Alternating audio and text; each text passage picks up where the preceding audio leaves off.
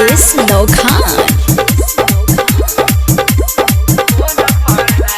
भारत गइल साल भर भइल हमरो जवानिया सब जर गइल। भारत गइल साल भर भइल हमरो जवानिया सब जर गइल।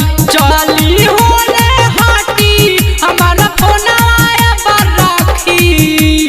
चली होले हटी हमारा फोनवा पर रखी।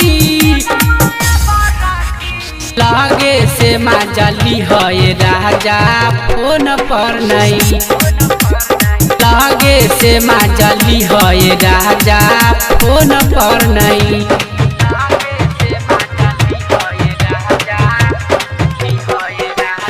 श्वेता डिजिटल रिकॉर्डिंग स्टूडियो चिरैया। डीजे अखिलेश नौखान।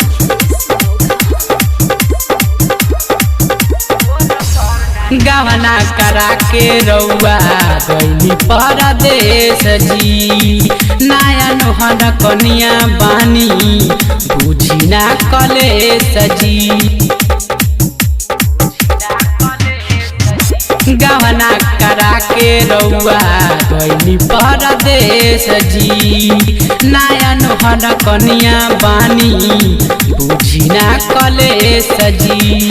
साचे साचे कही ना त नहीं हर हम जाई। अरे साचे साचे कही ना त नहीं हर हम जाई।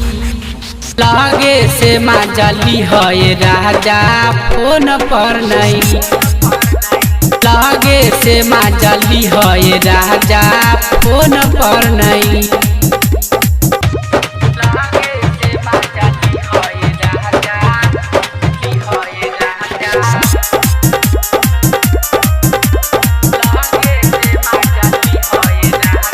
डीजे अखिलेश नौखान।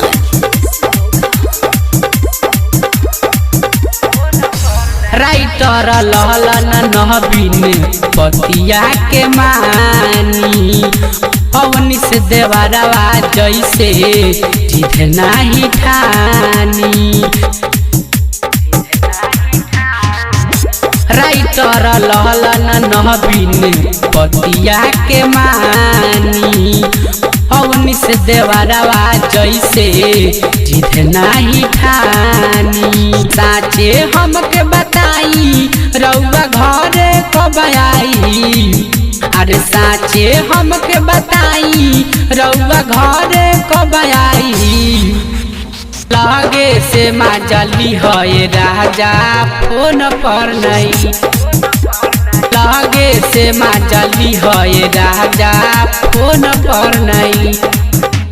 भारत गइल साल भर भइल हमरो जवानिया सब जर गइल। भारत गइल साल भर भइल हमरो जवानिया सब जर गइल। चली होले हटी हमारा फोनवा पर रखी।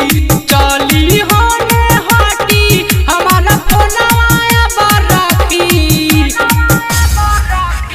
लागे से माजली है राजा फोन पर नहीं।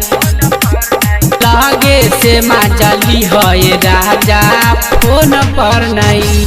श्वेता डिजिटल रिकॉर्डिंग स्टूडियो चिरैया।